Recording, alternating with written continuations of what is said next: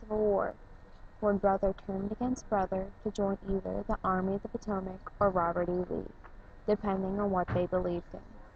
Several thousand soldiers were serious of their cause for war, but others were not. Many soldiers slacked off or committed felonies while they were at camp or on the field of battle. Some crimes were more serious than others and led to harsher punishments. Soldiers were given different punishments depending on what crimes they committed. Small and minor crimes consisted of small skirmishes at camp, misbehaving, and cowardice to perform tasks around camp. For these crimes, soldiers would face the loss of pay, 30 days in prison, hard labor such as chopping wood, or possibly a demotion in rank. Higher-ranked officers who were caught doing these crimes were fined, given reduced relaxation time, or hard and offensive tasks, such as maintaining bathrooms and burying the dead. These punishments were decided by the Special Court-Martial, which handled the Army's minor crimes. Special Court usually consisted of 3 officers who acted as judges and jurors. The Special Court did order slightly more severe punishments for slightly more severe crimes, such as behaving multiple times or very aggressively, being arrested on several occasions, or having a higher level of cowardice, like refusing to perform orders.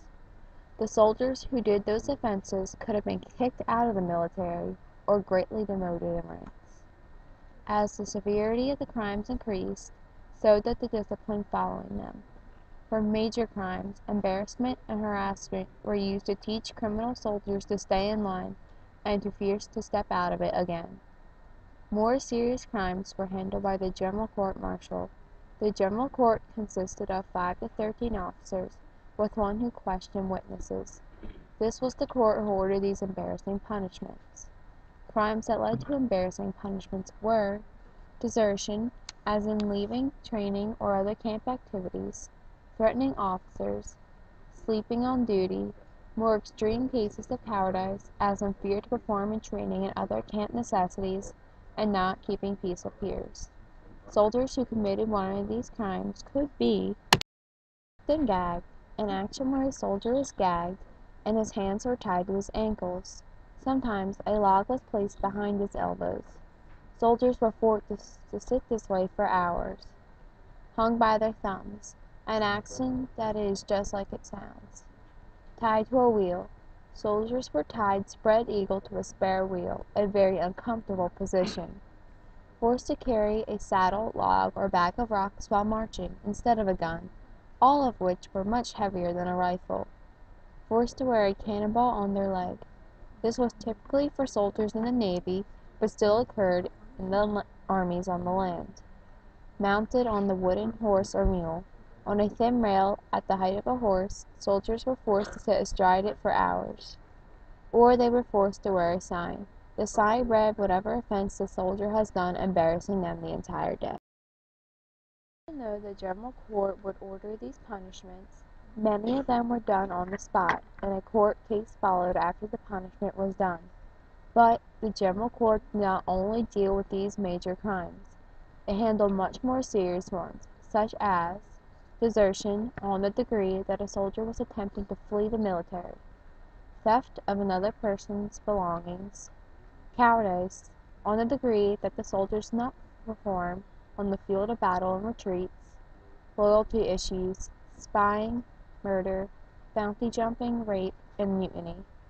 Yet above all of these offenses, desertion was the most common and the least tolerated.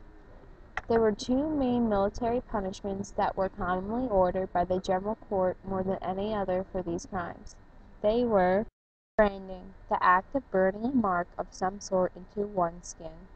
Soldiers were branded with the letter or the crime they committed, an example being a capital D for desertion. And the most severe punishment for the absolute most severe crime was execution. Most soldiers were sentenced, many were also hung. The first soldier executed was Private David W. Cole of the 1st Kansas at Springfield, Missouri, for the murder of a fellow soldier. He fell to a firing squad on July 14, 1861. The last soldier executed was Private John Smith of the 8th New Jersey at Petersburg, Virginia, for desertion. He also fell to a firing squad on March 18, 1865. Two-thirds of the executions that took place during the Civil War were for the crime of desertion. Many soldiers feared war more than the executions that would occur if they were caught deserting. Gallows were another method of execution. They were usually structures made up of two vertical poles supporting a horizontal one on top. A rope would be tied to the horizontal pole, and a hanging would occur just like any other would. Gallows were typically for soldiers who did not deserve the quick death of a firing squad. These soldiers were often traitors or rapists. There were approximately 200,000 executions in the Union and 100,000 in the Confederacy. The death impact was much higher on the Confederacy because they had the less of a population to serve in. The Union held their scheduled executions every Friday, which Abraham Lincoln nicknamed Butcher Day. The one punishment soldiers did not have to fear was flogging, which was banned before the war. Flogging was the act of whipping someone if prescribed by law, but the Confederacy secretly continued flogging until 1863. Both armies had a stern hold on the actions of their soldiers, but no matter how harsh the punishments were, crimes were still done. Even though many of the punishments were harsh and inhumane, they were necessary to keep the army strong. Even in the most extreme conditions, power and authority must be stressed in order for the goals to be accomplished.